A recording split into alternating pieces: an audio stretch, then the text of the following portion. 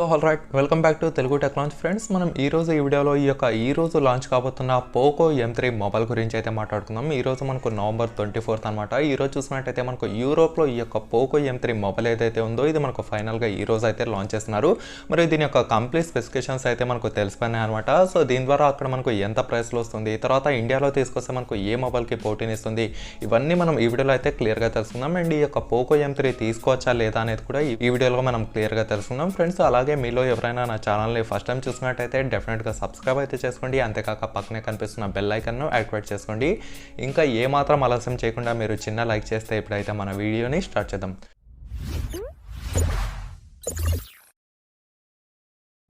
Friends, దీని యొక్క specifications కంటే ముందు మనం దీని యొక్క డిజైన్ గురించి మాట్లాడుకుందాం. ఇక్కడ డిజైన్ చూసినట్టయితే మీకు ఒక మొబైల్ అయితే గుర్తుకు రావాలన్నమాట.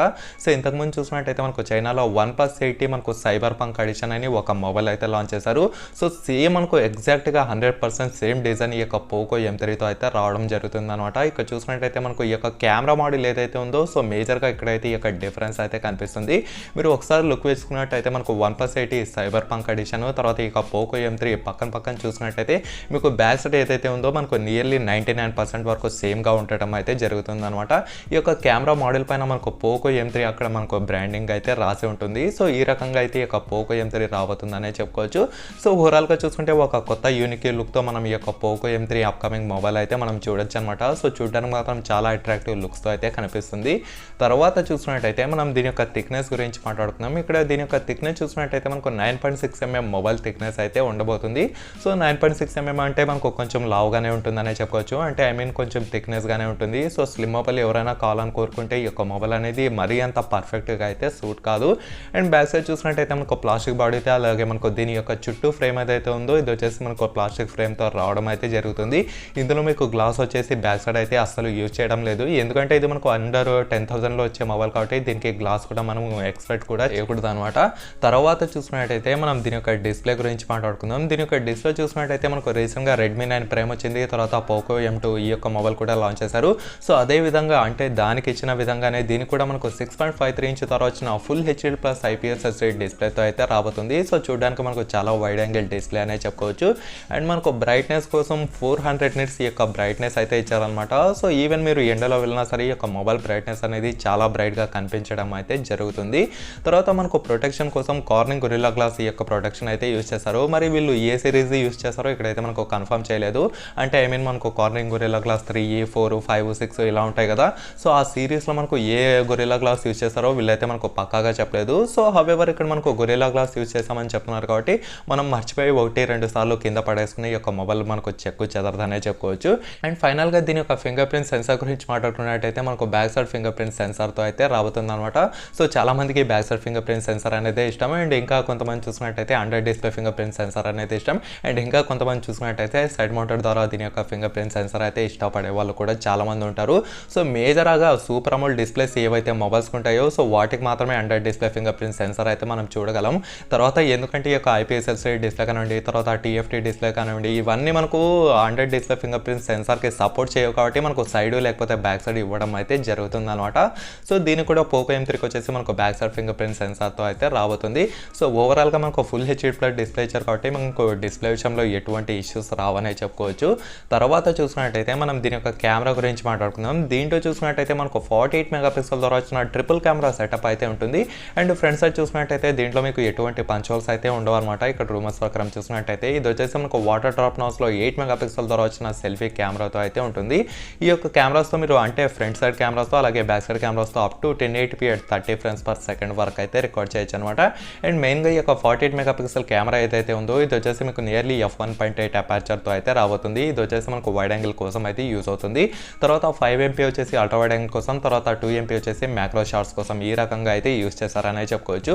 తర్వాత మనకు ఫ్రంట్ చూసినట్టయితే 8 MP వచ్చేసి చూసినట్టయితే మనకు వైడ్ యాంగిల్ కోసం అయితే యూజ్ చేస్తారనమాట. సో ఇది చూసినట్టయితే అక్కడ మనకు పోకో M2కి తర్వాత Redmi 9 Primeకి మనకు మిడిల్లో ఉన్న మొబైల్ అనే చెప్పుకోవచ్చు అనమాట. ఎందుకంటే మనకు Redmi 9 Prime వచ్చేసి 13 MP ద్వారా వచ్చిన క్వాడ్ కెమెరా సెటప్ వచ్చింది. పోకో M2 చూసినట్టయితే అది కూడా మనకు 13 MP ద్వారా వచ్చిన క్వాడ్ కెమెరా సెటప్ అయితే ఉంటుంది. ఇక్కడ మనకు Redmi 9 Prime కి Poco M2కి మేజర్గా డిఫరెన్స్ ఏమైనా ఉందా అంటే సో దీని యొక్క ర్యామ్ అనే చెప్పుకోవచ్చు. Redmi 9 Prime వచ్చేసి మనకు 4GB ర్యామ్తో మాత్రమే లభిస్తుంది. కాకపోతే Poco M2 చూసినట్టయితే మనకు 6GB ర్యామ్తో కూడా స్టార్టింగ్ రావడం అయితే జరుగుతుంది అనమాట. ఇప్పుడు ఈ యొక్క Poco M3 చూసినట్టయితే అక్కడ మనకు Redmi 9 Primeలో అలాగే Poco M2లో చూసినట్టయితే కేవలం 13 మెగాపిక్సెల్తో మాత్రమే కెమెరా వచ్చింది. దీంట్లో చూసినట్టయితే మనకు 48 మెగాపిక్సెల్ కెమెరా అయితే ఇచ్చారనమాట. ఇది ఒక మేజర్ అప్గ్రేడ్ అనే చెప్పుకోవచ్చు. సో డెఫినెట్గా మనకు 48 మెగాపిక్సెల్ అంటే 10,000లో కావాలంటే డెఫినెట్గా ఈ యొక్క Poco M3 ఏదైతే ఉందో ఇది ఒక మంచి ఆప్షనే అవుతుందనే చెప్పుకోవచ్చు అనమాట. తర్వాత చూసినట్టయితే మనం దీని యొక్క ప్రాసెసర్ గురించి మాట్లాడుకుందాం. దీంట్లో ప్రాసెసర్ చూసినట్టయితే మనకు రీసెంట్గానే Realme 7Iలో యూజ్ చేస్తున్న Snapdragon 662 ఈ యొక్క ప్రాసెసర్ అయితే ఇచ్చారు. ఇది వచ్చేసి మనకు 11 నానోమీటర్ టెక్నాలజీ పైన బిల్ట్ అయిన ప్రాసెసర్ అనమాట. అక్కడ మనకు Redmi 9 Prime చూసినట్టయితే G80 ప్రాసెసర్ ఇచ్చారు. అలాగే Poco M2 చూసినా మనకు G80 ప్రాసెసర్ అయితే ఇచ్చారనమాట. సో దానికంటే కొంచెం ఒక అబౌట్ 5% బూస్టింగ్ పర్ఫార్మెన్స్ అనేది ఈ యొక్క Poco M3కి ఉంటుందనే చెప్పుకోవచ్చు. అండ్ Android 10 అప్డేట్ కూడా ఉంటుంది. MIUI 12తో వస్తుంది. తర్వాత దీని యొక్క జీపీ సెక్షన్ గురించి మాట్లాడుకున్నట్టయితే మనకు Adreno 610 జీపీతో అయితే వస్తుంది అనమాట. మరి బ్రదర్ ఈ యొక్క మొబైల్ గేమింగ్కి యూస్ అవుతుందా లేదా అంటే సో గేమర్స్ అయితే యూస్ చేయొచ్చు. కాకపోతే అస్తమానం గేమింగ్ ఆడే వాళ్ళకి మాత్రం ఈ యొక్క మొబైల్ అయితే అస్సలు సూట్ కాదనమాట. ఎందుకంటే Snapdragon 662 ప్రాసెసర్ కాబట్టి ఇది మనకు కేవలం ఒక నార్మల్ ఆపరేషన్స్కి మాత్రమే యూజ్ అవుతుందనే చెప్పొచ్చు. అంటే ఐ మీన్ ఈ యొక్క యూట్యూబ్ వీడియోస్ చూడడం కానివ్వండి, తర్వాత వాట్సాప్, తర్వాత ఇన్స్టాగ్రామ్, ట్విట్టర్ ఇలా ఎవరైతే మేజర్గా యూజ్ చేస్తారో సో వాళ్ళకైతే ఈ యొక్క మొబైల్ అద్దరిపోతుంది. కాకపోతే గేమర్స్ ఎవరైతే ఉంటారో సో వాళ్ళకైతే అంత సూపర్గా అయితే ఉండదు. వాళ్ళు ఆడాలనుకుంటే మీడియం సెట్టింగ్స్లో ఆడినప్పుడు మాత్రమే మీరైతే ఎటువంటి ల్యాగ్ ఇష్యూస్ అయితే ఫేస్ చేయరనే చెప్పుకోవచ్చు అనమాట. తర్వాత చూసుకున్నట్టయితే మనం దీని యొక్క ర్యామ్ గురించి మాట్లాడుకుందాం. దీంట్లో కూడా మనకు రూమర్స్ ప్రకారం చూసినట్టయితే 4GB ర్యామ్తో అలాగే 64GB ఇంటర్నల్ స్టోరేజ్తో వస్తుంది. అలాగే 4GB ర్యామ్తో 128GB ఇంటర్నల్ స్టోరేజ్తో అండ్ చూసినట్టయితే 6GB ర్యామ్తో 128GB ఇంటర్నల్ స్టోరేజ్తో ఇది వస్తుందో లేదో అక్కడ మనకు పక్కాగా అయితే తెలీదు. సో డెఫినెట్గా మాత్రం దీంట్లో మనకు 4GB ర్యామ్తో వస్తుందని ఇక్కడైతే మనకు క్లియర్గా తెలుస్తుందన్నమాట. అండ్ డెడికేటెడ్ మెమరీ స్లాట్ కూడా ఖచ్చితంగా అయితే ఇస్తారు. అండ్ మనకు ట్రాన్స్ఫర్ స్పీడ్ కోసం eMMC 5.1తో అయితే రాబోతుంది. సో దీని ద్వారా మనం ఫైల్స్ అనేవి ఒక ఫోల్డర్లో నుంచి ఇంకో ఫోల్డర్లోకి మీరు ట్రాన్స్ఫర్ చేయదలుచుకుంటే సో అతి తక్కువ టైంలో ఎక్కువ మీకు ఫైల్స్ అనేవి ట్రాన్స్ఫర్ చేసి అయితే చూపిస్తుంది. సో డెఫినెట్గా దీంట్లో కూడా మనకు 6GB ర్యామ్తో ఒక వేరియంట్ అయితే కంపల్సరీగా వస్తుంది. మీకు ఫాస్ట్నెస్ పరంగా చూసినట్టయితే చాలా స్పీడ్గా ఉంటుందనే చెప్పుకోవచ్చు ఒకవేళ మీకు 6GB ర్యామ్తో ఇస్తే. ఎందుకంటే ఈ రోజులో చూసినట్టయితే మనకు అట్లీస్ట్ 6GB ర్యామ్ అయితే తప్పనిసరిగా ఉండాలి ఒక గేమర్ అయితే మాత్రం. సో దీంట్లో మనకు 6GB ర్యామ్ ఇస్తే ఇంకా మంచి తోపు గల మొబైల్ అయితే అవుతుందనే చెప్పుకోవచ్చు అనమాట. తర్వాత చూసినట్టయితే మనం దీని యొక్క బ్యాటరీ గురించి మాట్లాడుకుందాం. ఇక్కడ Redmi 9 Primeకి తర్వాత Poco M2 చూసినట్టయితే మనకు 5000 mAh బ్యాటరీతో వచ్చింది. ఈ యొక్క Poco M3 చూసినట్టయితే మనకు 6000 mAh బ్యాటరీతో అయితే రాబోతుంది అనమాట. సో రాబోతుంది కాదు 6000 mAh బ్యాటరీతో అయితే వచ్చింది. అంతేకాక మనకు ఫాస్ట్ ఛార్జింగ్ సపోర్ట్ చూసినట్టయితే 18 వాట్స్ ఫాస్ట్ ఛార్జింగ్ సపోర్ట్ అయితే ఇచ్చారు. మీకు బ్యాటరీ పరంగా చూసినట్టయితే డెఫినెట్గా 2 డే బ్యాటరీ బ్యాకప్ వస్తుందనే చెప్పుకోవచ్చు. మీకు బ్యాటరీ పరంగా ఎలాంటి ఇష్యూస్ అయితే ఉండవు. ఒకవేళ మీకు మంచి బ్యాటరీ బ్యాకప్ కావాలంటే అక్కడ మనకు Poco M3 అనేది అద్దరిపోయే మొబైల్ అనే చెప్పుకోవచ్చు. And 18 watts fast charging support ఇచ్చారు కాబట్టి ఇది మీకు మరీ అంత ఫాస్ట్గా అయితే చూపించదు. సో నియర్లీ మీకు 2 అవర్స్ అయితే కంప్లీట్గా పడుతుందనే చెప్పుకోవచ్చు అనమాట ఈ యొక్క మొబైల్ కంప్లీట్గా ఫుల్ ఛార్జింగ్ కావడానికి.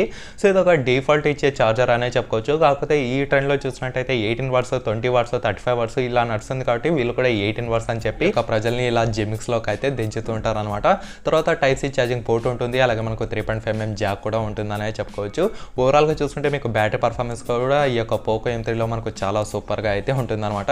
ఇప్పుడు చూసినట్టయితే దీని యొక్క ప్రైస్ గురించి మాట్లాడుకుందాం. దీని యొక్క ప్రైస్ చూసినట్టయితే మనకు యూరోప్లో వచ్చేసి అరౌండ్ 13,000 రూపీస్ అయితే ఉండబోతుంది అనమాట. మరి ఇదే 13,000 రూపీస్కి మన యొక్క ఇండియాలో అయితే ఖచ్చితంగా తీసుకుంటారు.